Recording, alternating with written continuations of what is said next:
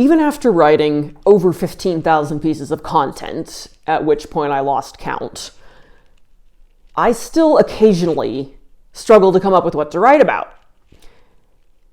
And when I stop and think, the top 2 reasons, so almost every time I struggle with what to write about, it is for one of these 2 reasons. I'm going to share them with you in this video because it's aggravating to sit down and have that block of a blank page.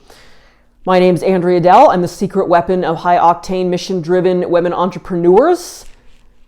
And one of the ways that I help them is creating relationship-building, income-producing written content. Either I do it for them or I teach them how to do it themselves. And in order to do that, you got to know what to write about. So these top 2 reasons. First one is no plan.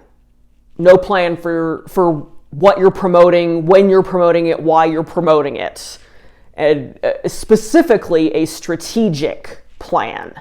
Because a plan is a plan is a plan, but when you get clear on the strategy, okay, this month I'm going to promote XYZ. This week I'm going to promote XYZ.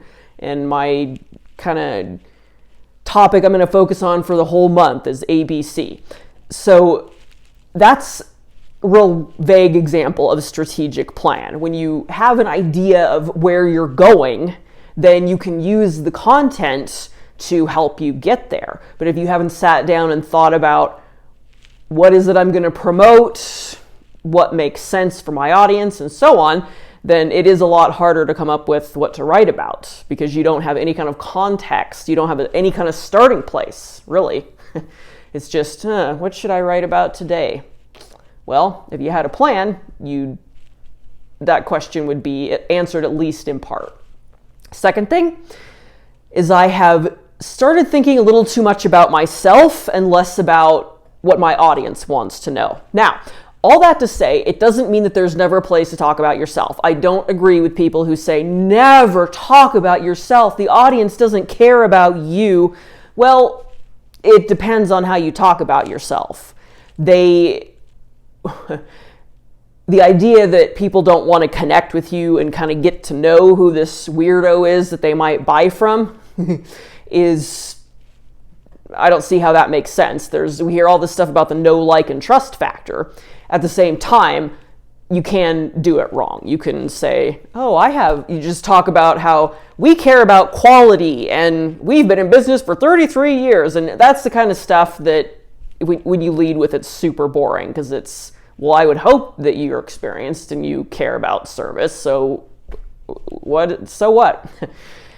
But that doesn't mean that you can never share about your life, even your day-to-day life, lessons that you've learned. So there's a place for talking about yourself. However, when you get so focused on what's going on in the noggin here that you kind of, that washes over what your audience is interested in, then that's another way it makes it hard to figure out what to write about. You've got to have a balance of when to share a story from your day-to-day life or your past, whatever, and then connect that to what they care about, your audience cares about. And if you're, and then you get caught up in your own self-doubt and imposter syndrome and that kind of stuff, and then it really can make it hard to come up with what to write about. So you just go back to your audience.